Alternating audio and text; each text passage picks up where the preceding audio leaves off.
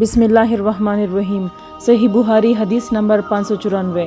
ابو الملیح عامر بن اسامہ حضلی نے بیان کیا کہ ہم ابر کے دن ایک مرتبہ بریدہ بن حصیب رضی اللہ عنہ صحابی کے ساتھ تھے۔ انہوں نے فرمایا کہ نماز سویرے پڑھا کرو، کیونکہ نبی کریم صلی اللہ علیہ وسلم نے فرمایا ہے کہ جس نے عصر کی نماز چھوڑی اس کا عمل اکارت ہو گیا۔ صحیح بخاری حدیث نمبر 595۔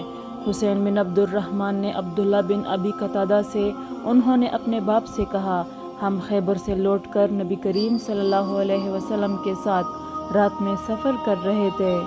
کسی نے کہا کہ حضور صلی اللہ علیہ وسلم آپ اب پڑاؤ ڈال دیتے تو بہتر ہوتا۔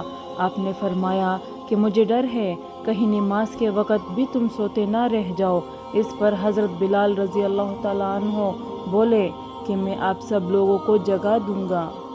چنانچہ سب لوگ لیٹ گئے اور حضرت بلال رضی اللہ تعالیٰ عنہ نے بھی اپنی پیٹھ کجاوا سے لگا لی اور ان کی بھی آنکھ لگ گئی، اور جب نبی کریم صلی اللہ علیہ وسلم بیدار ہوئے تو سورج کے اوپر کا حصہ نکل چکا تھا۔